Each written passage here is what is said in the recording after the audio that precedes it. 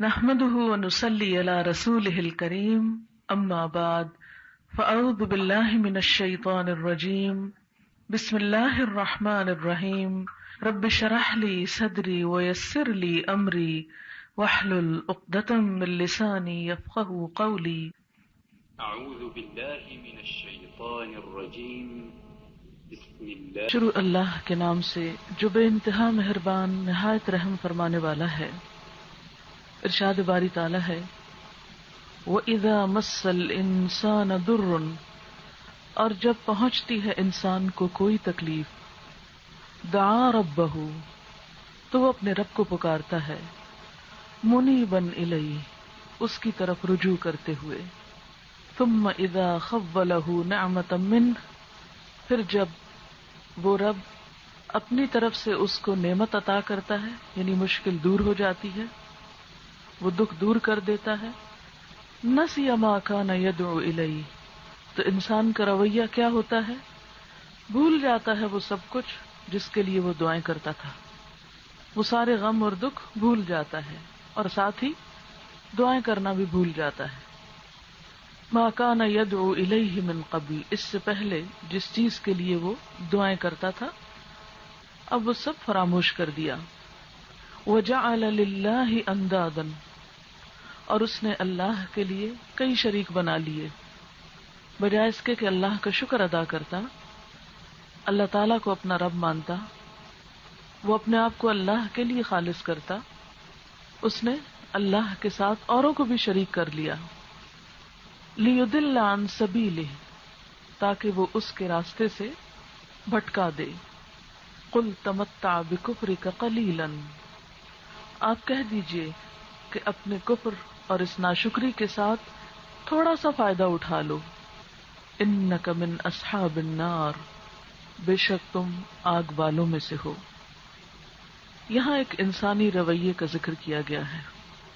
وہ رویہ کیا ہے کہ انسان پر جب مصیبت آتی ہے تو اس کا اپنے رب کے ساتھ معاملہ کیا ہوتا ہے، اور جب مصیبت دور ہو جاتی ہے تو پھر انسان کس راہ پہ چل پڑتا ہے۔ حقیقت یہ ہے کہ انسانی زندگی خوشی اور غم کا مجموعہ ہے۔ اس دنیا میں بہت سے تضادات ہیں، کسی بھی چیز کو قرار نہیں، کوئی بھی حالت، کوئی بھی کیفیت ہمیشہ ایک سی نہیں رہتی۔ جیسے دن اور رات ہر 24 گھنٹے میں تبدیل ہو جاتے ہیں، کبھی دن کی روشنی ہوتی ہے اور کبھی رات کا اندھیرا۔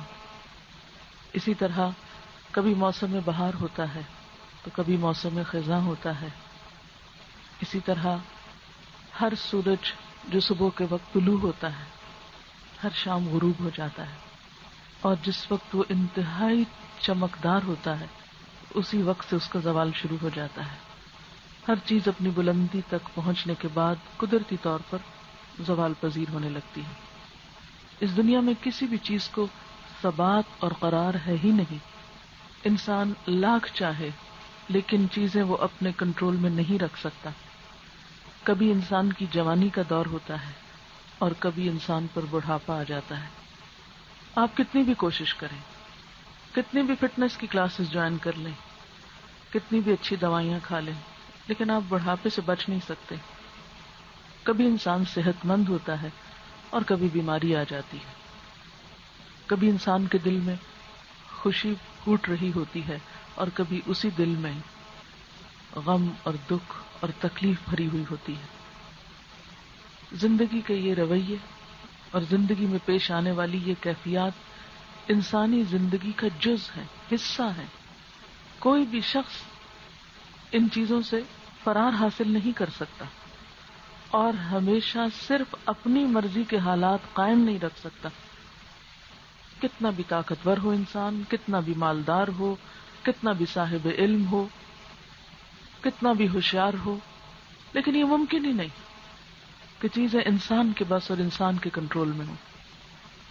آج اگر خوشی ہے تو کل غم بھی ہو سکتا ہے، اور یہ دونوں چیزیں انسان کے لیے دراصل امتحان ہیں کہ خوشی پا کر انسان کیا کرتا ہے اور غم کے موقع پر انسان کیا کرتا ہے۔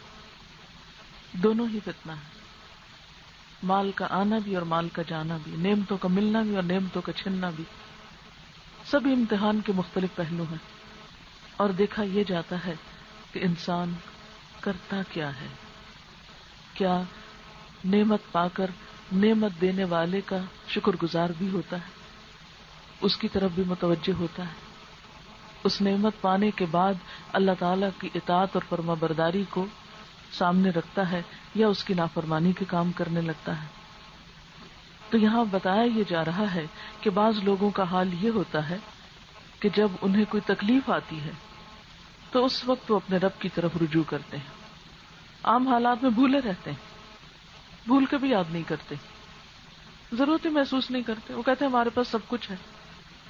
اللہ کو تو وہ یاد کرتے ہیں جو کسی مصیبت میں مبتلا ہوتے ہیں۔ عام کانسیپٹ ہے ہمارے معاشرے میں کہ اللہ تعالیٰ صرف دکھ تکلیف کے وقت ہی یاد آتے ہیں، اور بعض لوگ تو اس وقت بھی سرکشی اور دکھاتے ہیں اور زیادہ بگڑتے ہیں کہ ہم پہ دکھ تکلیف آئی کیوں، نعمتیں ملتی ہیں تو بھی شکر گزار نہیں ہوتے، اور اگر تکلیف آتی ہے تو اور ناراض ہو جاتے ہیں۔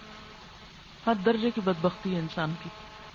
کیا انسان اپنی حیثیت کو سمجھتا نہیں؟ کیا وہ اس عظیم الشان رب کا مقابلہ کرتا ہے؟ اس سے ناراض ہو کر انسان کے پاس پھر پناہ لینے کا، کہیں چھپنے کا کون سا ٹھکانہ ہے؟ کون ہے پھر جو انسان کو اللہ کی پکڑ سے بچا سکے؟ تو بتایا یہ جا رہا ہے کہ جب انسان کو تکلیف پہنچتی ہے تو وہ اپنے رب سے دعائیں مانگتا ہے، اور مانگنی چاہیے، کیونکہ اللہ تعالیٰ فرماتے ہیں اَمَّن يُجِيبُ الْمُضْطَرَّ إِذَا دَعَاهُ وَيَكْشِفُ السُّوءَ۔ اَمَّن يُجِيبُ الْمُضْطَرَّ، کون ہے جو بے قرار کی پکار سنے، بے قرار کی دعا سنے، وَيَكْشِفُ السُّوءَ، اور اس کی تکلیف دور بھی کر دے۔ کس کے ہاتھ میں، کس کے اختیار میں؟ کون ہے مشکل کشا؟ وہی اللہ، وہی تکلیفیں دور کر سکتا ہے، اس لیے پکارنا تو اسی کو چاہیے، لیکن صرف تکلیف میں نہیں، ہر حال میں اس کو پکارنا چاہیے، کیونکہ جو انسان صرف تکلیف میں پکارتا ہے تو فرشتے اس کی پکار کو جب سنتے ہیں تو کہتے ہیں کوئی نامانوس سی، کوئی نئی سی آواز ہے، پہلے یہ آواز کبھی نہیں آئی، یہ کو پہلی دفعہ سنائی دے رہی ہے۔ لیکن اللہ اپنے بندے کو شرمندہ نہیں کرتا۔ اللہ تعالیٰ تو اپنے بندے کے پلٹنے سے اتنا خوش ہوتا ہے، اتنا خوش ہوتا ہے کہ اس کی مثال ایک حدیث میں دی گئی کہ جیسے ایک شخص کی اونٹنی کھو جائے کسی صحرا میں، اور اس اونٹنی پر ہی اس کی زندگی کا سارا سامان لدا ہو، اور پھر انسان اسے تلاش کرے اور اسے کہیں نہ ملے تو اسے اپنی موت کا یقین ہو جائے کہ اب تو میں اس صحرا کو پار بھی نہیں کر سکتا، اور میرے کھانے اور پینے کا سامان بھی کوئی نہیں، اب تو موت یقینی۔ اتنے میں یہ کہا کہ وہ اونٹنی مل جائے تو انسان خوشی کے مارے پکار اٹھے کہ یا رب تو میرا بندہ اور میں تیرا رب۔ یعنی ہوتا ہی ہے نا کہ جب انسان پر خوشی کے جذبات غالب ہوتے ہیں، شدت ہوتی ہے خوشی کی، تو اس کی زبان سے ایسی ایسی باتیں نکلتی ہیں جو عام طور پر نہیں نکلتی، انسان اس سے بھی بے قرار ہو جاتا ہے، جیسے تکلیف سے بے قرار ہوتا ہے اسی طرح بعض اوقات خوشی سے بھی بے قرار ہو جاتا ہے۔ تو جس طرح اس شخص کو اونٹنی کے ملنے سے خوشی ہوتی، اسی طرح کسی بھولے بھٹکے انسان کے رب سے دور انسان کے رب کی طرف پلٹتے وقت رب کو خوشی ہوتی۔ کہتے ہیں نا صبح کا بھولا اگر شام کو گھر آ جائے تو اسے بھولا نہیں کہتے۔ ایک شخص اگر ساری زندگی اپنے رب سے دور رہا اور موت کے قریب پہنچ کر وہ پلٹ آیا تو اللہ تعالیٰ اس کو بھی شرمندہ نہیں کرتے، اس کو بھی اپنی بارگاہ میں قبول کر لیتے ہیں، جیسے کہ حدیث پاک میں آتا ہے کہ ان اللہ یقبل توبۃ العبد ما لم یغرغر، بے شک اللہ تعالیٰ بندے کی توبہ قبول کرتا ہے جب تک کہ غرغر نہیں ہو جاتی، یعنی جان کنی کا وقت نہیں آ جاتا۔ ایک اور روایت میں آتا ہے جب تک سورج مغرب سے طلوع نہیں ہو جاتا۔ تو اللہ تعالیٰ تو رات کو بھی پکارتا ہے اے دن کے گناہگار پلٹ آؤ، دن کو پکارتا ہے اے رات کے گناہگار پلٹ آؤ، کسی بھی وقت پلٹ آؤ، اللہ کی رحمت سے مایوس نہ ہو۔ لا تقنطوا من رحمت اللہ ان اللہ یغفر الذنوب جميعا، اللہ کی رحمت سے مایوس نہ ہو، اللہ تعالیٰ تو سارے گناہ معاف کر دیتا ہے۔ ایک حدیث میں آتا ہے کہ اگر بندے کے گناہ ساری زمین کو بھر دے اور آسمان کے کناروں تک پہنچ جائے، پھر وہ اللہ تعالیٰ سے سچے دل سے توبہ کرے تو اللہ تعالیٰ اس کو بھی معاف کر دیتا ہے، اور اللہ تعالیٰ کو اس کی کوئی پرواہ نہیں۔ رحمتی وسعت کل شیء، میری رحمت ہر چیز پہ چھائی ہوئی ہے. ضرورت اس بات کی ہے کہ بندہ اپنے رب کی طرف پلٹے اور پھر پلٹنے کے بعد کسی اور در کی طرف نہ دیکھے, پھر اسی کا ہو جائے. تو یہاں پر فرمایا کہ کچھ لوگ تو ایسے ہوتے ہیں جو تکلیف کے وقت اپنے رب کو پکارتے ہیں اور بڑے ہی خلوص سے پکارتے ہیں, منہ نہیں بنے لگی, لپٹ لپٹ کے اور بار بار پلٹ کے کہ یا اللہ تو ہماری تکلیف دور کر دے. اٹھتے بیٹھتے سوتے جاگتے وہ اپنی تکلیف کی دوری کی دعائیں مانگتے ہیں. اللہ تعالیٰ ان کی دعائیں سن لیتا ہے اور جو کچھ وہ چاہتے ہیں وہ انہیں عطا کر دیتا ہے. اور جب عطا کرتا ہے تو انسان کیا کرتا ہے پھر؟ بجائے اس کے کہ شکر گزار ہو, وہ اللہ کے ساتھ اوروں کو شریک کرتا ہے. ثم اذا خولہ نعمتا من, جب اللہ تعالیٰ اپنے پاس سے نعمت عطا کرتا ہے, یعنی بندے کی محض دعاؤں کی وجہ سے نہیں, یا بندے کی کسی کوشش سے نہیں, اپنی رحمت اور اپنا فضل فرماتا ہے, تو بندے کا پھر طریقہ کیا ہوتا ہے کہ نعمت کو پا کے اس طرح بھول جاتا ہے, اپنے رب ہی کو فراموش کر دیتا ہے. اسے برے دن بھول جاتے, اسے تکلیف بھول جاتی, اسے اپنا تڑپنا اور کراہنا اور دعائیں مانگنا بھول جاتا ہے. وہ پلٹ کر پھر وہیں آ کھڑا ہوتا ہے جیسے پہلے تھا, جیسے مصیبت کے آنے سے پہلے اپنے رب کو بھولا ہوا تھا, پھر وہ اسی طرح دوبارہ بھول جاتا ہے. وہ صرف اپنے رب کو یاد کرتا ہے مشکل کے وقت, اور بعد میں تو کہاں اور میں کہاں. انتہائی بے وفا. آپ ذرا اپنے بارے میں سوچئے کہ اگر کوئی شخص, خواہ آپ کی اولاد ہی میں سے کیوں نہ ہو, آپ کا کوئی پیارا بچہ ہی کیوں نہ ہو, اگر وہ آپ کو صرف اپنا دکھ سنانے کے لیے یاد کرے اور اپنی مصیبت میں ہی آپ کے پاس آئے اور مدد مانگے, اور اس سے پہلے اور بعد میں کبھی حال بھی نہ پوچھے آپ کا, تو آپ پر کیا گزرے گی؟ اور بعض اوقات ایسا ہوتا ہے, کئی لوگوں کا تجربہ آپ نے کیا ہوگا کہ وہ ویسے نہیں آپ کو پوچھتے, ہو سکتا ہے آپ کے رشتہ داروں میں ہو, جاننے والوں میں ہو, بالکل شکل نہیں دکھائیں گے, کبھی ملنا بھی گوارا نہیں کریں گے. ہاں جب مصیبت آئے گی تو روتے ہوئے ضرور پہنچ جائیں گے, پھر رو دو کے کام کروا کے پھر اسی طرح غائب ہوں گے. جیسے بعض نشے کے مریض ہوتے ہیں نا, جب ان کو نشہ ستاتا ہے رو لپٹ کے پیسے نکلوا لیتے ہیں اور پھر نشے کی حالت میں خود فراموشی کے ساتھ بھول جاتے ہیں سب کچھ, پھر جب دوبارہ ضرورت پڑتی تو جب ہی آتے. اب یہاں اس انسان کا حال بھی یہی ہے, مصیبت پڑی, رب کو یاد کیا, رب نے مصیبت دور کر دی, اس کے دن پھیر دیے, سب کچھ بھول گیا, انتہائی بے وفا اور غدار نکلا. اور صرف بے وفائی نہیں نکلا بلکہ اس کے ساتھ ساتھ کیا کرنے لگا, وَجَعَلَ لِلَّهِ أَنْدَادًا, اللہ کے ساتھ اوروں کو شریک کرنے لگا. وہ کیسے ہوتا؟ یہ ہے کہ تکلیف میں تو ہم صرف اللہ کو پکارتے ہیں. مشرکین مکہ کا حال بھی یہی تھا کہ ویسے بہت سے انہوں نے بت بنا رکھے تھے, جب بڑی مصیبت آتی سارے بت بھول جاتے اور صرف ایک رب کو پکارنے لگتے. قرآن پاک میں اس کا بار بار ذکر آتا ہے. اور پھر جب مصیبت دور ہوتی واپس آتے, پھر اپنے بتوں کی سیوا کرنے لگتے, پھر ان کو پوجنے لگتے. اچھا, انسانوں کا حال کیا ہوتا ہے؟ جب مصیبت آتی انسان بھول جاتے ہیں, اللہ یاد آنے لگتا ہے. ٹھیک ہے, اللہ تعالیٰ کو پکارا, مصیبت دور ہوئی تو بھول گئے کہ ہم نے اللہ کو پکارا تھا اور مشکل اللہ نے آسان کی.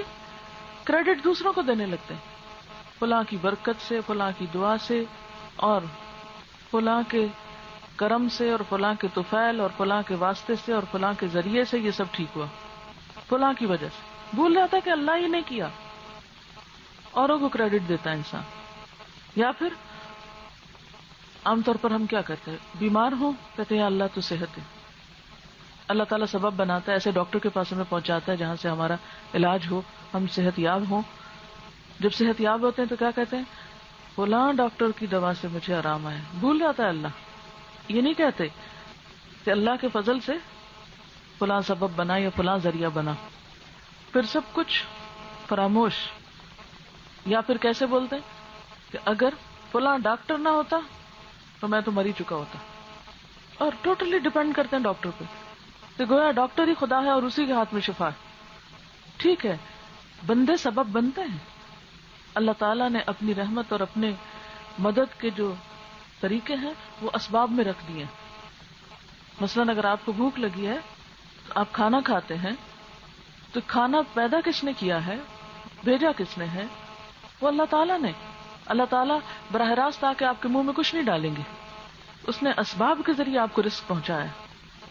زمین اگاتی ہے, زمین ایک ذریعہ ہے, اور مختلف طریقے سے آپ تک چیز پہنچتی ہے. تو بالکل اسی طرح جب مصیبت کے دور ہونے پر انسان یہ کہتا ہے کہ فلاں نے کیا ہے, اور اس کے دل و دماغ میں بھی اپنے رب کا تصور نہیں ہوتا, اور دوسروں کو انسان سب کچھ سمجھ لیتا ہے, تو اس پر اللہ تعالیٰ ناراض ہوتے ہیں کہ دیکھو اب تو یہ میرا نام بھی نہیں لے رہا.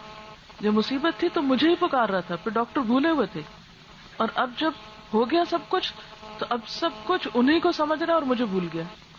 تو یہ انتہائی رویے, یہ ایکسٹریمزم ناپسندیدہ ہے. اور پھر فرمایا لیضل عن سبیلہ, اوروں کو بھی اللہ کے راستے سے بھٹکاتا ہے. یعنی ایسی باتیں کر کے دوسروں کے دل میں بھی یہی ڈال دیتا ہے, دوسروں کو بھی اسی چیز کا سبق سکھا دیتا ہے, اور دوسروں کو بھی اللہ سے دور کر دیتا ہے. کیونکہ آپ دیکھیں نا, جب ہماری کوئی تکلیف دور ہوتی, کوئی آ کے ہم سے ضرور پوچھتا اچھا پھر کیا کیا تم نے, اس بیماری کے لیے کیا کیا, یا اس مصیبت کے لیے کیا کیا, تو ہم بہت سی باتوں کا ذکر کرتے ہیں, اور عام طور پر پوری مجلس میں, پوری گفتگو میں ایک دفعہ بھی اللہ تعالیٰ کا نام نہیں لیتے کہ اللہ کا کرم ہوا, اللہ کی عنایت ہوئی, اللہ تعالیٰ کی رحمت ہوئی. سبب ذریعہ انسان ہوتے ہیں, لیکن اذن جب تک اللہ کا نہ ہو اس وقت تک کوئی چیز فائدہ نہیں دیتی. آخر ایسا کیوں ہوتا ہے کہ بہت سے انسان ڈاکٹرز کے پاس جاتے ہیں, انہی ڈاکٹرز کے پاس بعض لوگوں کو شفا ہوتی ہے, اور انہی کے پاس بعض لوگ زندگی سے ہاتھ دھو بیٹھتے ہیں. ایسا کیوں ہوتا ہے؟ ایک دوا سے آپ کا درد دور ہو جاتا ہے, اسی دوا سے کسی دوسرے کا نہیں ہوتا. اللہ کا اذن ہوتا ہے تو یہ سب ہوتا ہے, انسانوں کے ہاتھ میں کچھ نہیں ہے. تو یہ ہمارے ایمان کا حصہ ہے کہ ہمیں کوئی بھی جو تکلیف آتی ہے یا جو کوئی بھی نعمت ملتی ہے سب اللہ کی طرف سے ہوتا ہے. ایک حدیث میں آتا ہے کہ اگر سارے لوگ مل کر تمہیں کوئی فائدہ پہنچانا چاہیں تو ہرگز نہیں پہنچا سکتے جب تک اللہ نہ چاہے, اور اگر سارے لوگ مل کر تمہیں کوئی نقصان دینا چاہے کوئی نقصان نہیں دے سکتا جب تک کہ اللہ نہ چاہے. تو بندہ مومن, اس کے ایمان کا حصہ ہے ہر چیز میں اللہ کی یاد, ہر چیز میں اس کا ذکر, اس پر اعتماد, اس پر یقین, اس پر بھروسہ, کیونکہ انسان تو سب کمزور ہیں. اب دیکھیے حضرت ابراہیم علیہ السلام نے کیا کہا تھا, وَإِذَا مَرِضْتُ فَهُوَ يَشْفِينِ, جب میں بیمار ہوتا ہوں تو وہ مجھے شفا دیتا ہے. حضرت ابراہیم علیہ السلام کا مقام کتنا بلند ہے, لیکن وہ انسان بھی ہیں, بیمار بھی ہوتے ہیں, اور جب بیمار ہوتے ہیں تو شفا کس سے مانگتے ہیں؟ اللہ تعالیٰ سے, کسی اور سے نہیں.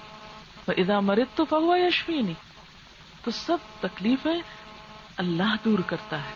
اس لیے سب سے پہلے اور سب سے آخر اسی کا خیال ہمارے دل میں ہونا چاہیے, کیونکہ جب انسان اپنے رب کو تھام لیتا ہے تو پھر زندگی میں مایوسی نہیں آتی.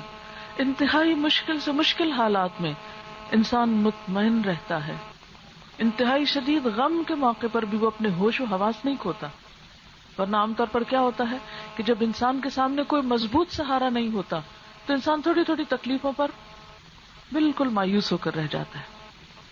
اللہ کو تھامنا دراصل کیا ہے, ایسے مضبوط کڑے کو تھامنا کہ جسے کبھی نہیں ٹوٹنا. لن انفصام لہا, اللہ کا بھروسہ, اللہ کا سہارا, اللہ کی مدد ہی ایسی چیز ہے کہ جو انسان کو ہمیشہ اطمینان اور سکون میں رکھتی.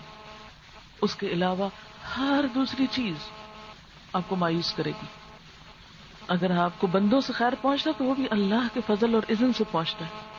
ورنہ آپ نے دیکھا ہوگا اپنے ہی بہن بھائی منہ موڑ جاتے ہیں, اپنے ہی پیارے نظریں پھیر لیتے ہیں, اپنے ہی قریب کے لوگ منہ موڑ جاتے ہیں.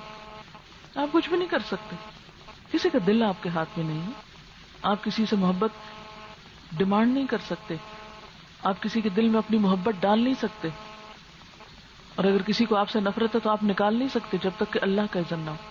ہر چیز اس کے ہاتھ میں. لہٰذا ایسی تمام کیفیات میں ہمارا طریقہ کار کیا ہونا چاہیے کہ اللہ ہی کی طرف رجوع کرنا چاہیے. آپ دیکھیے کہ نبی صلی اللہ علیہ وسلم کا طریقہ کیا تھا. کوئی بھی مشکل آپ کی زندگی میں آتی, کوئی بھی تکلیف آتی, فوراً اللہ کی طرف رجوع کرتے. حدیث میں آتا ہے اذا حزبہ امر فزع الی الصلاۃ, جب آپ کو کوئی بھی اہم کام پیش آتا, کوئی مشکل پیش آتی, فوراً نماز کی طرف جاتے تھے, فوراً نماز سے سہارا لیتے تھے. واستعینوا بالصبر والصلاۃ, مدد مانگو صبر اور نماز کے ساتھ، ہر حال میں اللہ کی طرف رجوع. اور یہی وہ چیز ہے جو انسان کو ایک کانفیڈنٹ عطا کرتی، اطمینان، اعتماد، جو انسان کو ٹوٹنے نہیں دیتی، انسان کو گرنے نہیں دیتی، انسان کو مایوسی کے کھڈ میں نہیں جانے دیتی. لیکن جس شخص کا ایمان اللہ پہ مضبوط نہیں ہوتا، وہ اولاً بندوں کے سہارے ڈھونڈتا ہے اور بعد میں بھی بندوں کو ہی کریڈٹ دیتا ہے، وہ بندوں میں ہی اٹکا رہتا ہے. کبھی سوچے تو صحیح، ایک طرف خالق کائنات ہے اور ایک طرف اس کی مخلوق ہے. پوری مخلوق میں سے کوئی ایک چیز چن کے یہ کہیں کہ وہ اس قابل ہو کہ آپ کا رب دوسرے نمبر پہ چلا جائے یا وہ پیچھے رہ جائے. کوئی ایک چیز ہے کہ جس میں ہم کھو جائیں یا الجھ جائیں اور ہم اپنے رب کو فراموش کر دیں؟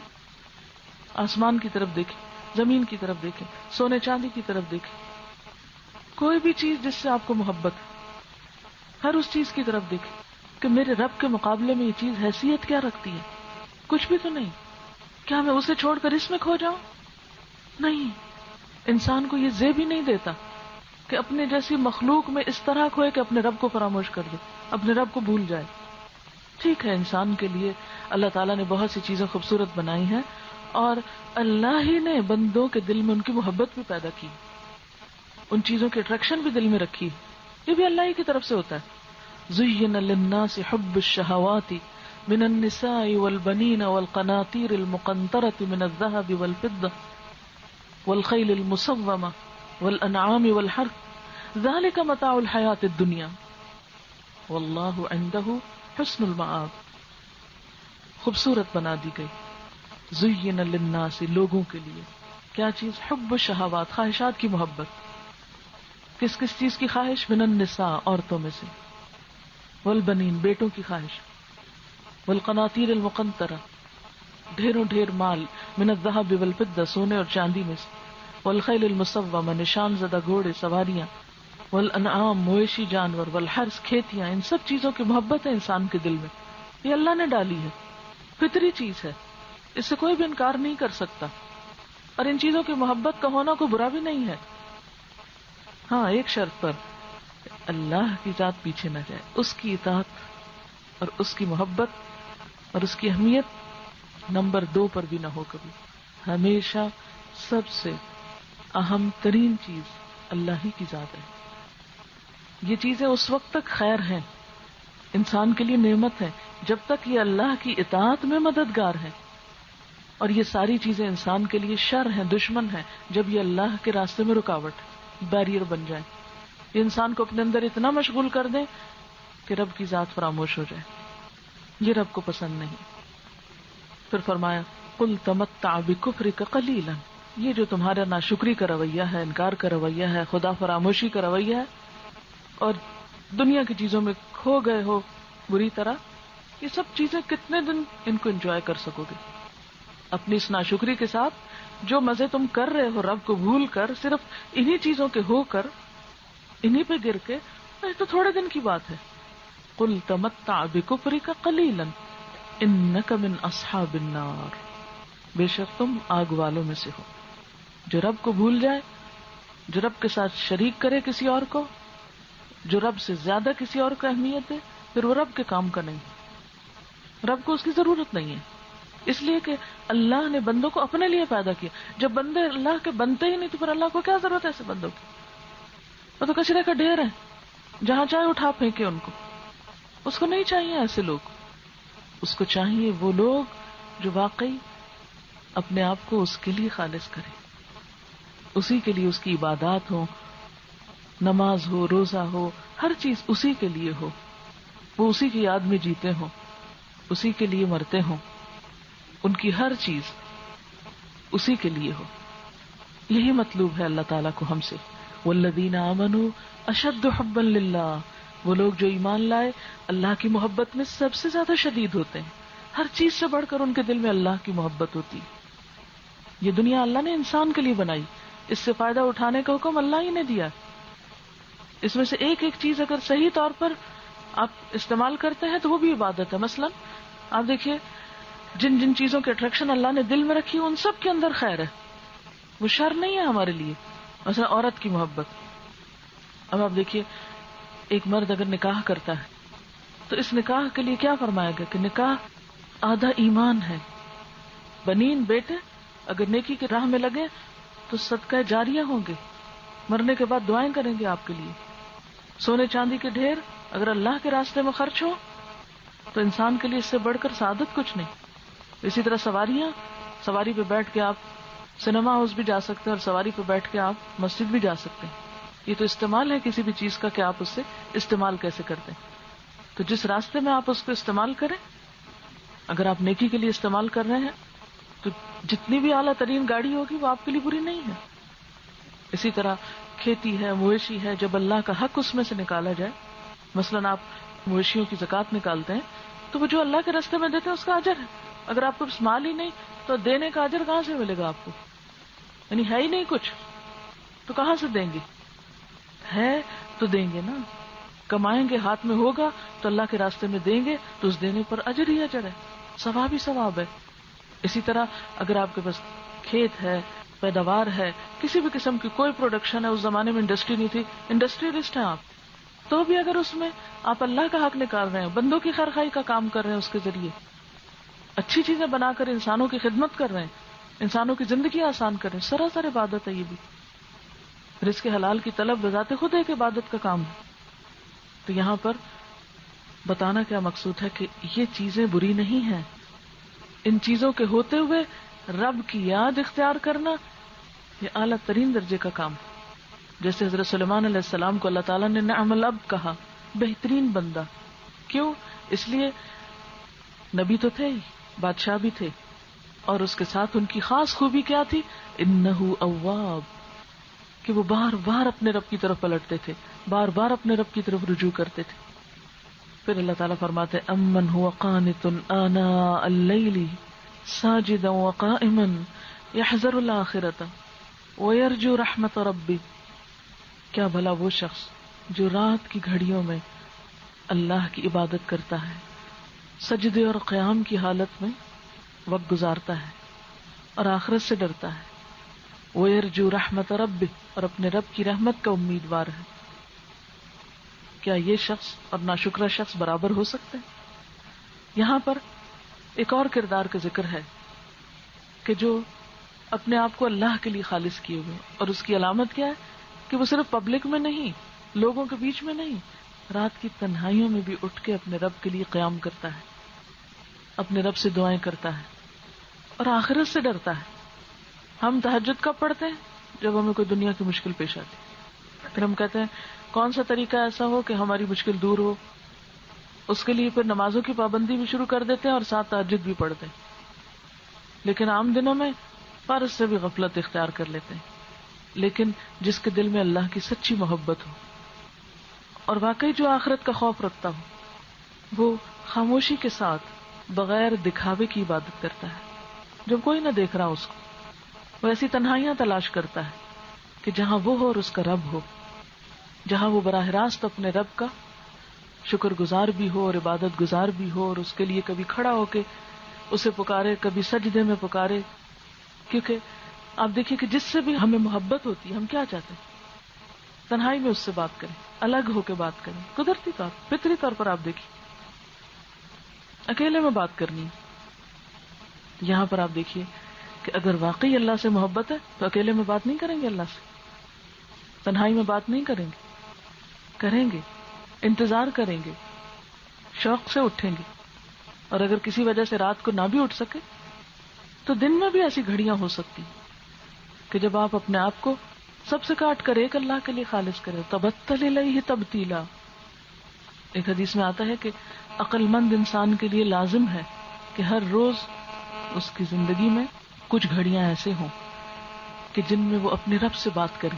ایک تو نا ایک ریچول کے طور پر ہم بغیر سوچے سمجھے اللہ اکبر کر کے السلام علیکم تک, بغیر ایک دفعہ بھی سوچے کہ کیا پڑھ رہے ہیں, نماز پڑھتے ہیں. یہ تو اللہ سے بات نہیں ہوتی. اللہ سے بات کرنے کا طریقہ کیا ہے کہ واقعی بندے اور رب کے بیچ میں کوئی دوسرا نہ ہو, وہ اور اس کا رب. کبھی چپ کے پکارے, کبھی اونچے اونچے پکارے, کبھی کسی طرح, کبھی کسی طرح, لیکن اپنی محبت کا اظہار کرے, کیونکہ ہر محبت اظہار مانگتی ہے. تو اسی طرح اللہ تعالیٰ سے محبت کے لیے کیا کرنا ہے؟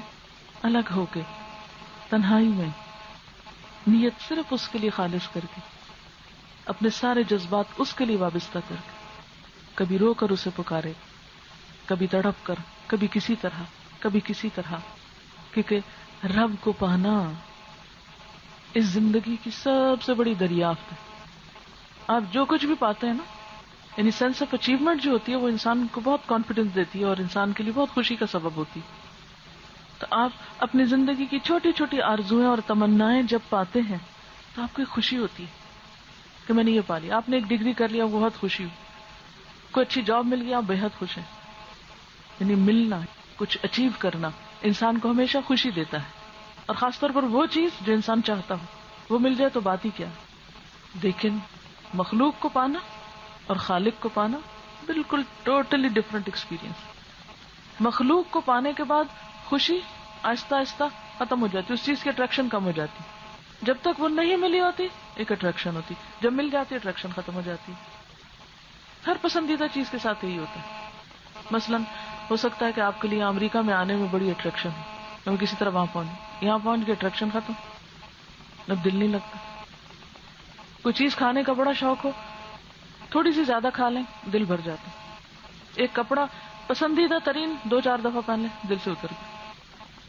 لیکن یاد رکھیے اللہ تعالیٰ کو پانے کی وہ خوشی ہوتی ہے جو کبھی پرانی نہیں ہوتی، وہ دن بدن بڑھتی تو ہے، پرانی نہیں ہوتی، ختم نہیں ہوتی، وہ دل سے نہیں جاتی، بالکل ایک مختلف چیز ہے۔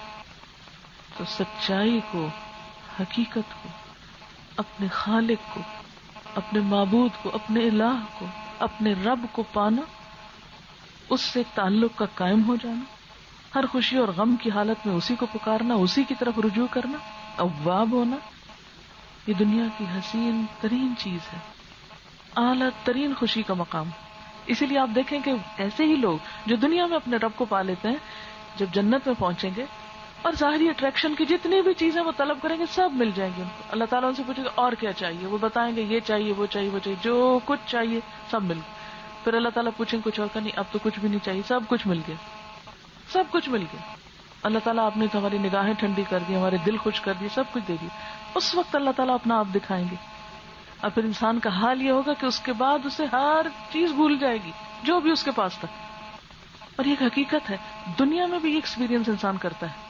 جب وہ اپنے رب کو پاتا ہے نا، پھر چھوٹی چھوٹی چیزیں بھول جاتی، کسی چیز کی کوئی بڑی اہمیت نہیں رہتی، دنیا کے ساز و سامان اور دنیا کی چیزیں غیر اہم ہونے لگتی ہیں۔ لیکن ہے غیر اہم، رب کے مقابلے میں کیا قیمت ہے اس دنیا کی؟ کبھی سوچیں تو ہم کس چیز کی قیمت ہے؟ قیمتی سے قیمتی چیز کو سامنے رکھ کے سوچیں اس کی کیا ویلیو ہے اور رب کو پانے کی کیا ویلیو ہے۔ اسی لیے جو شخص حقیقی معنوں میں اپنے رب کو پا لیتا ہے، پھر اس کو نماز مشکل نہیں لگتی، پھر اس کو سجدہ مشکل نہیں لگتا، پھر اس کو ذکر مشکل نہیں لگتا، پھر اس کو اطاعت کا، نیکی کا کوئی کام مشکل نہیں لگتا، وہ ہر چیز کے لیے دوڑتا چلا جاتا ہے۔ اور پھر آپ دیکھیے کہ رب کو پا لینے والا جتنا جتنا اس کی عظمت کو پاتا ہے اتنا زیادہ وہ ڈرنے والا بن جاتا ہے کہ میرے رب کو کوئی چیز ناگوار نہ لگے، کیونکہ وہ سمجھتا ہے کہ اس کا حق ادا نہیں کر سکتا۔ لیکن دوسری طرف وہ رب کی رحمت سے نا امید بھی نہیں ہوتا، مایوس بھی نہیں ہوتا۔ وَيَرْجُو رَحْمَةَ رَبِّهِ قُلْ هَلْ يَسْتَوِي الَّذِينَ يَعْلَمُونَ وَالَّذِينَ لَا يَعْلَمُونَ، کہہ دیجئے کیا برابر ہو سکتے ہیں وہ لوگ جو جانتے ہیں، علم رکھتے ہیں، اور وہ جو علم نہیں رکھتے؟ تو گویا رب کو پانے کے لیے پھر علم کی ضرورت ہوتی۔ کون سے علم کی؟ خاص طور پر رب کی اس کتاب کے علم کی۔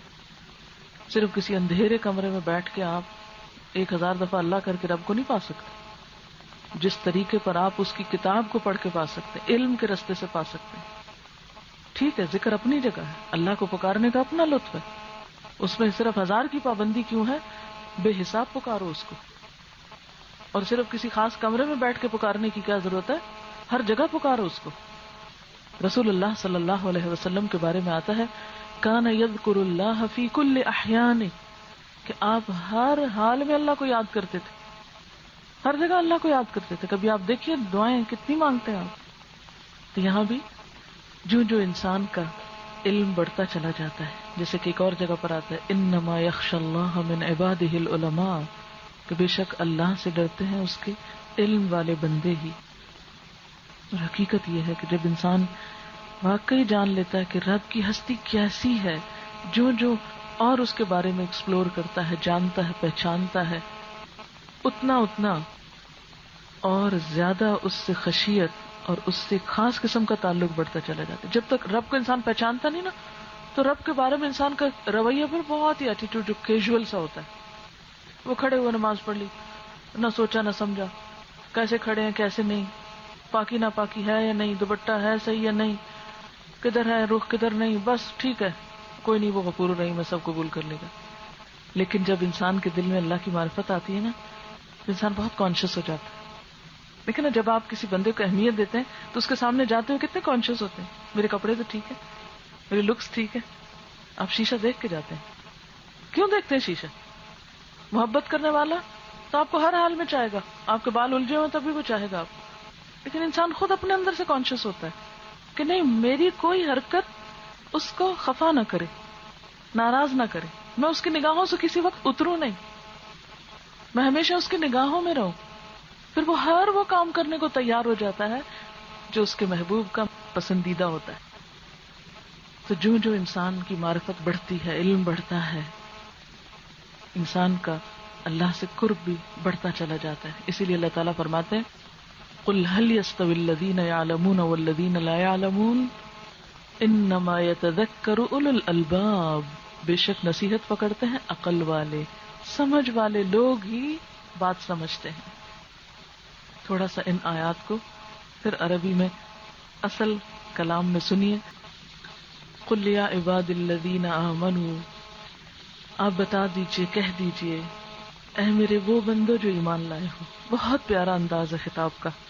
عام طور پر آپ قرآن پاک میں پڑھتے ہیں یا ایھا الذین آمنوا، اے لوگو جو ایمان لائے ہو. یہاں اللہ تعالیٰ اور قریب کر کے اپنے بندوں کو پکارتا ہے. قل یا عبادی، کہیے اے میرے بندو، میرے بندو، میرے خاص بندو، الذین آمنوا، جو ایمان لے آئے، جو بات مانتے ہو. اتقوا ربکم، اپنے رب کا تقوی کیا کرو، رب سے ڈرا کرو، بندوں سے نہیں. اور تقوی میں پھر محبت اور خوف دونوں ساتھ ساتھ چلتے ہیں.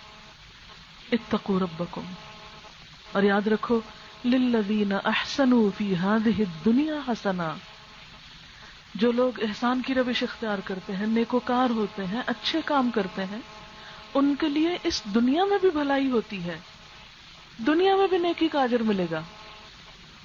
وارض اللہ واسعہ. اگر ایک جگہ تمہیں اپنی کوششوں کے نتائج اچھے نظر نہیں آتے تو وہاں سے ہجرت کر جاؤ، اللہ کی زمین بہت وسیع ہے. انما یوفی الصابرون اجرہم بغیر حساب، صبر کرنے والوں کو ان کا اجر بے حساب ملے گا، ان لمیٹڈ. تو نیکی کس چیز کا نام ہے؟ تقوی کا نام، اللہ کے ڈر کا نام، جو انسان کی زبان روک لیتا ہے جھوٹ سے، چغلی سے، کسی کو اذیت دینے سے، کسی کی نقلیں اتارنے سے، جو اللہ کی محبت میں ہر مشکل سے مشکل کام خوشی سے کر گزرتا ہے. کوئی بڑے سے بڑا اللہ کا حکم ماننا اس کو پھر مشکل نہیں لگتا، کہتا میرا رب اس پر راضی، وہ خوش ہوگا، میں تو اپنا پیٹ کاٹ کے بھی دے سکتا، اپنی ضروریات بچا کے بھی دے سکتا. آپ کو وہ واقعہ یاد ہوگا کہ ایک انصاری صحابی کے پاس آپ صلی اللہ علیہ وسلم نے کچھ مہمان بھیجے تھے. گھر میں صرف اتنا کھانا تھا کہ جو خود کھاتے یا مہمان کھاتے. تو بیوی سے کہا بچوں کو کسی طرح بہلا کے سلا دو اور چراغ بجھا دو، اور ساتھ بیٹھ جاتے ہیں اور یوں ظاہر کرتے ہیں جیسے ہم کھا رہے ہیں تاکہ مہمان اطمینان سے کھا لے. تو انہوں نے کیا کیا، چراغ بجھایا، ساتھ بیٹھ گئے، گویا کھانے میں شریک ہوں، اور مہمان کو سارا کھانا کھلا دیا. خود ساری رات بھوکے رہے، بھوکے سوئے. تو اللہ تعالیٰ نے ان کے بارے میں آیت نازل کی وَيُؤْثِرُونَ عَلَىٰ أَنفُسِهِمْ وَلَوْ كَانَ بِهِمْ خَصَاصَةٌ، وہ اپنی ذات پہ دوسروں کو ترجیح دیتے ہیں خواہ خود بھوکے ہی کیوں نہ ہو. یہ کون کر سکتا ہے خود بھوکا رہ کے کسی کو کھلائے؟ ہم تو خود کھاتے بھی ہیں تو کسی کو نہیں کھلا سکتے. ہم کہتے ہیں خود اپنا بندوبست کرو، ہمارے پاس کچھ نہیں، ہماری طرف مت دیکھو. سب کچھ ہے لیکن دینے کا دل نہیں ہے، صرف اس وقت دینا چاہتے جب ہمیں بھی کچھ ملے. ہے سب کچھ پھر بھی اور کی لالچ ہے. کہ کچھ دو گے تو ملے گا، نہیں تو نہیں ملے گا. لیکن اللہ کی محبت رکھنے والے یہ نہیں سوچتے کہ انہیں کون دے رہا اور کون نہیں دے رہا.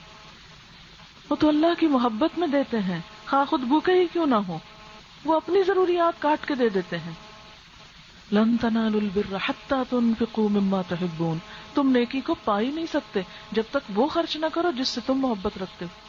جب تک اپنی پسندیدہ ترین اعلیٰ ترین چیز اللہ کے راستے میں نہیں دیتے. یہ نیکی کے دعوے سب ایسے ہی ہیں. یہ نہیں کہا کہ ہر وقت ایسا ہی دو، لیکن عام حالات میں صدقہ خیرات کرتے ہوئے کبھی اپنی پسندیدہ ترین چیز بھی دو اللہ کے راستے میں. اسی کا نام تقویٰ ہے، اسی کا نام احسان ہے. اور میں جو احسان کرتے ہیں وہ آخرت میں تو اجر پائیں گے ہی، وہ دنیا میں بھی اجر پاتے. اچھا ہم کیا کرتے ہیں؟ بے صبری. ہم کہتے ہیں آج ہم نے فلاں کی مدد کی ہے، کل فوراً ہماری مشکل آسان ہونی چاہیے. نہیں ہوئی کوئی فائدہ نہیں، بہت صدقہ کیا، بہت دعا کی، کچھ نہیں بنا، چھوڑو یہ سب کچھ اور کرو. فوراً بے صبرا پن، عجلت، جلد بازی. لیکن اللہ تعالیٰ کیا فرماتے ہیں کہ ضروری نہیں کہ جہاں تم نیکی کرو گے وہیں سے تم کو بدلہ ملے گا. نہیں، یہ تو تم نے اللہ کے لیے کی تو اللہ تعالیٰ تو کہیں بھی دے گا، ایک زمین پر نہیں دوسری زمین پر. آج تم یہاں اللہ کی مخلوق کی مدد کرتے ہو، اللہ کی مخلوق کے کام آتے ہو، تو ضروری نہیں کہ اسی زمین سے تمہیں وہ پیداوار واپس ملے. کیونکہ دنیا کے عام حالات میں مادی حالات کیا ہے کہ جہاں آپ دانہ ڈالیں گے وہیں سے گندم نکلے گی. لیکن اللہ کے لیے جو کچھ تم خرچ کرتے ہو، فی سبیل اللہ جو کچھ تم دیتے ہو، خالص اس کی رضا اور خوشی کے لیے، تو ضروری نہیں کہ جہاں تم دو یا جس ہاتھ میں دو اسی ہاتھ سے تمہیں پلٹ کے واپس ملے. وہ کہیں اور سے جا ملے گا اور تم سوچ بھی نہیں سکتے. ایسی غیب سے مدد ہوگی کہ تمہارے تصور میں بھی نہ ہو. کیونکہ اللہ کا وعدہ ہے قرآن میں کہ جو تقوی اختیار کرے گا یرزقہ من حیث لا یحتسب، وہ اس کو وہاں سے رزق دے گا جہاں سے اس کا خیال بھی نہیں گزرا ہوگا. وہ اس کو وہاں سے عنایت کرے گا کہ اس کے بارے میں انسان کی سوچ بھی کبھی نہیں گئی ہوگی. ایک ہوتا ہے نا کچھ چیزوں کا آپ کو انتظار ہوتا ہے، سوچ ہوتی، پلاننگ ہوتی، منصوبہ بندی ہوتی، یہ ہوگا، یہ ملے گا، وہ کریں گے. نہیں، آپ اللہ کی خاطر آنکھیں بند کر کے لوگوں سے صلے کی پرواہ کیے بغیر خرچ تو کریں. اللہ تعالیٰ آپ کو فی ہذہ الدنیا حسنہ، اس دنیا میں بھی حسنہ، بھلائی اور خیر سے نوازے گا. اور آپ دیکھیے سب سے بڑا تو ریوارڈ انسان کو اسی وقت اطمینان قلب کی شکل میں ملتا. آپ کوئی نیکی کریں آپ اسی وقت ریوارڈ پائیں گے، باقی چیزیں تو بعد میں، اطمینان فوراً آئے گا. وَأَرْضُ اللَّهِ وَاسِعَةٌ، اور اللہ کی زمین بڑی وسیع ہے. تم چھوٹے دل رکھتے ہو، تم تنگ دل ہو، تم ایک خاص ڈبے میں بند ہو کے بس دیکھتے ہو کہ جو کچھ ہے اسی دنیا میں. ہم عام طور پر اسی رویے کے حامل ہوتے ہیں، محدود نظر رکھتے ہیں، شارٹ سائٹڈ ہوتے ہیں. ہم سمجھتے ہیں بس فائدہ اسی چار دیواری کے اندر ہے، اگر ہے کچھ تو یہی ہے، اس سے باہر کچھ نہیں. ارض اللہ واسعہ، اللہ کی زمین بہت بڑی ہے، بہت بڑی. بھلائی پانے کے لیے کیا کرنا ہوگا؟ صبر، انتظار. انما یوفی الصابرون اجرہم بغیر حساب، صبر کرنے والوں کو ان کا اجر بے حساب ملے گا، بے حساب، یعنی جسے گن نہ سکے وہ. لیکن عام طور پر صبر ہی سب سے مشکل کام ہے. جب کسی کو کہا جاتا ہے نا صبر کرو، کہتے ہیں آخر کب تک کریں؟ صبر کرو جب تک بھی کرنا ہے، کیونکہ صبر کی بھی کوئی حد نہیں اور صبر کے اجر کی بھی کوئی حد نہیں. آپ کو نہیں پتا کب تک صبر کرنا پڑے کسی کی اذیت پہ، کسی دکھ پہ، کسی بیماری پہ، کسی تکلیف پہ. مثلا آپ کو اگر بخار ہو گیا، آپ کو کیا پتا کب تک رہے گا؟ آپ امید رکھ سکتے ہیں کہ جلد ٹھیک ہو جائیں گے، لیکن نہیں بھی ہو سکتا. تو ایسے میں کیا یہ نہیں کہ ایک دو دن تو بڑے اچھے رہے اور تیسرے دن رونا دھونا شروع کر دیا اور اللہ تعالیٰ سے شکوے شروع کر دی کہ کیوں نہیں ٹھیک ہوتا یہ سب، اور میں تو اللہ تعالیٰ اب اور کچھ نہیں پڑھ رہی، بس اب میں نہیں دعا مانگوں گی. نہیں، ایسی لڑائی تھوڑی کر سکتے اس سے. انتظار کرو، صبر کرو. آپ کو یاد ہے حضرت یوسف علیہ السلام نے جو خواب دیکھا تھا اس کی تعبیر 40 سال بعد ملی تھی. حضرت ابراہیم علیہ السلام نے دعا مانگی تھی کہ اے رب میں نے اپنی اولاد کو یہاں لا بسایا ہے تو ان کے اندر ایک پیغمبر اٹھا. 2500 سال بعد دعا قبول ہوئی. 2500 سال بعد. حضرت ابراہیم علیہ السلام دنیا میں نہیں، لیکن ہر مومن، اور صرف مومن ہی نہیں، یہود، نصارہ، سب ان کا نام لینے والے، سب ان کی رسپیکٹ کرتے ہیں. انہوں نے اللہ کی خاطر قربانیاں دی. زندگی میں شاید انہوں نے کچھ نہ دیکھا ہو زیادہ، لیکن اس دنیا میں ہی آپ دیکھیے کہ ہر بندہ ان پہ درود پڑھ رہا ہے، ان کے لیے دعا کر رہا ہے. نبی صلی اللہ علیہ وسلم کے ساتھ کسی اور پیغمبر کا نام نہیں، ان کا نام آیا. بے حساب اجر، ان لمیٹڈ. اب آپ دیکھیے تقریباً 4000 سال ہو گئے حضرت ابراہیم علیہ السلام کو گزرے ہوئے، آج بھی ہر روز مومن ان کا نام لیتے ہیں. یہ کس چیز کا صلہ ہے؟ اللہ تعالیٰ کسی محسن کا اجر ضائع نہیں کرتے. ان اللہ لا یضیع اجر المحسنین، بے شک اللہ تعالیٰ محسنین کا اجر ضائع نہیں کرتا، ہرگز ضائع نہیں کرتا.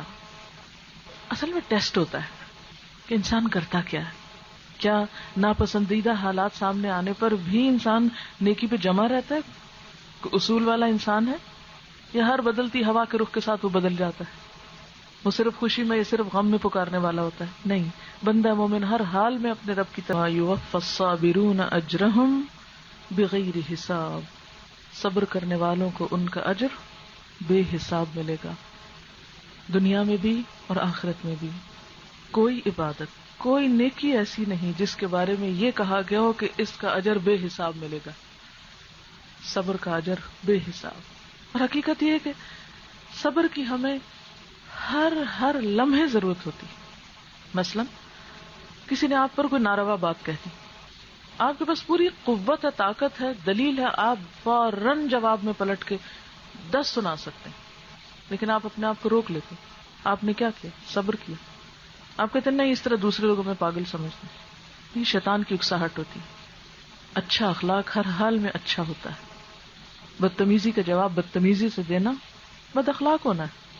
اسی طرح نیکی کا ایک موقع ہے، اب آپ کا دل ڈاواں ڈول ہو رہا ہے، مثلا فی سبیل اللہ کچھ خرچ کرنے کا موقع ہے.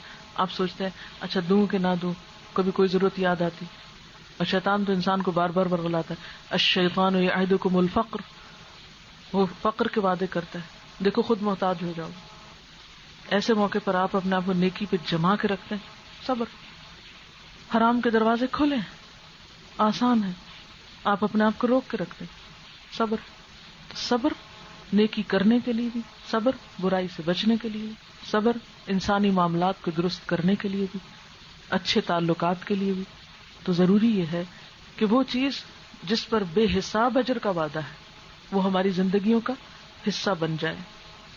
رسول اللہ صلی اللہ علیہ وسلم نے صبر کی تعریف یوں فرمائی: الصبر عند الصدمۃ الاولی، صبر نام ہے پہلے صدمے کے وقت اپنے آپ کو روکنے کا، نیگیٹو ری ایکشن سے روکنے کا.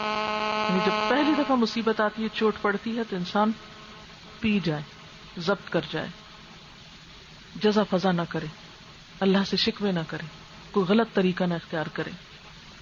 کیونکہ عام طور پر انسان کے لیے اس وقت ایک جسٹیفیکیشن ہوتی ہے کہ میرے ساتھ یہ ہوا ہے، اب مجھے بھی ایسا اور ایسا کرنا ہے. ہاں آپ کے پاس اختیار ہے، اس کے باوجود آپ نہیں کر رہے، تو یہ کیا ہے؟ صبر ہے. اور یہ بہت ہمت کے کاموں میں سے ہے. قرآن پاک میں اللہ تعالیٰ فرماتے ہیں وَإِن تَصْبِرُوا وَتَتَّقُوا فَإِنَّ ذَلِكَ مِنْ عَزْمِ الْأُمُورِ، اگر تم صبر کرو گے اور تقوی اختیار کرو گے تو یہ بڑے حوصلے کا کام، یہ معمولی لوگوں کا کام نہیں ہے، یہ بڑے دل والوں کا ہے. لیکن یاد رکھیے کہ صبر بہت سے معاملات کی درستگی کا ذریعہ بنتا ہے. حدیث پاک میں آتا ہے وَالصَّبْرُ ضِيَاءٌ، صبر روشنی ہے، انسان کو راہ دکھاتی ہے. کیونکہ انسان جب اپنے آپ کو نیگیٹو ری ایکشن سے بچا لیتا ہے تو اللہ تعالیٰ اس کے دل میں قرار پیدا کرتا ہے، پھر اس کے بعد جو وہ جواب دیتا ہے وہ زیادہ بہتر، افیکٹو اور سوچا سمجھا ہوتا ہے. مثلاً کسی نے آپ پر زیادتی کی، ایک حل یہ کہ آپ فوراً جواب دیں، اور ایک یہ کہ ذرا روک لیں اپنے آپ کو، اور پھر موقع آنے پر اس کو ریئلائز کریں کہ اس نے کیا غلطی کی. یعنی صبر کا مطلب یہ نہیں کہ انسان دوسرے کے آگے ترنے والا بن جائے اور جو مرضی کو کرتا جائے آپ کے ساتھ.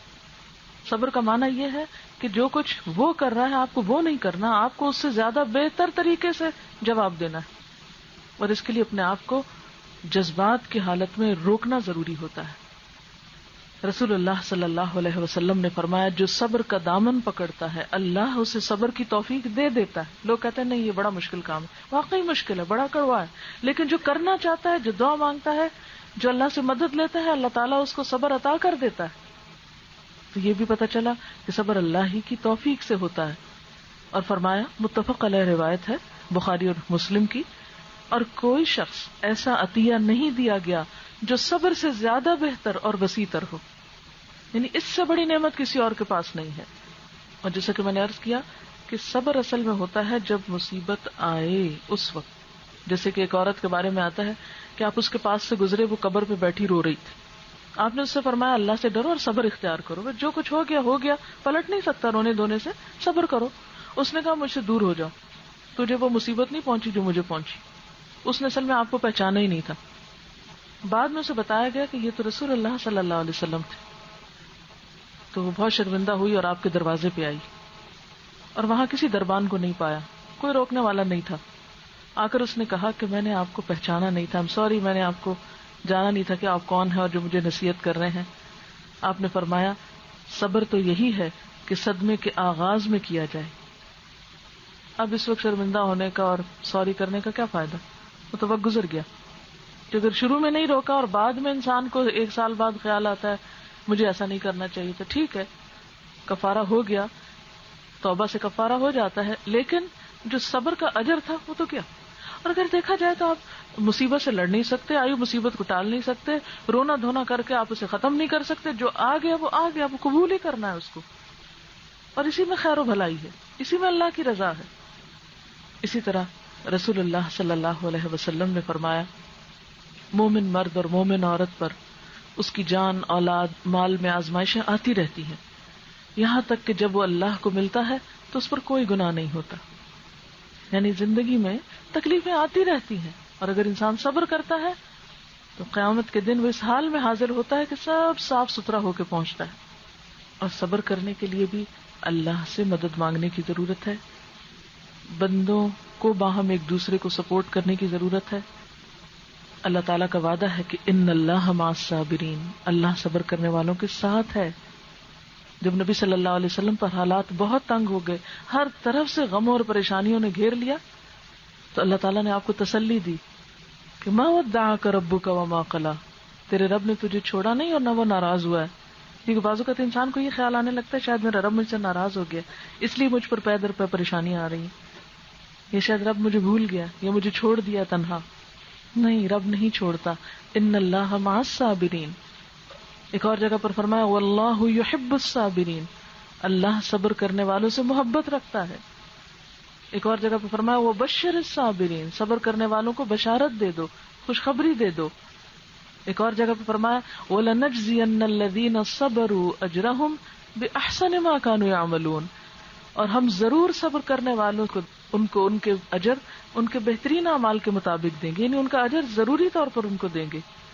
سورۃ الفرقان میں آتا ہے اولئک یجزون الغرفۃ بما صبروا ویلقون فیہا تحیۃ وسلاما, یہ ہیں وہ لوگ جو اپنے صبر کا پھل عالی شان بلند جنت کی شکل میں پائیں گے, اور وہاں ان پر آداب و تسلیمات ڈالے جائیں گے, یعنی ان پر سراسر سلامتی ہوگی, ان کو ویلکم کیا جائے گا, گریٹ کیا جائے گا.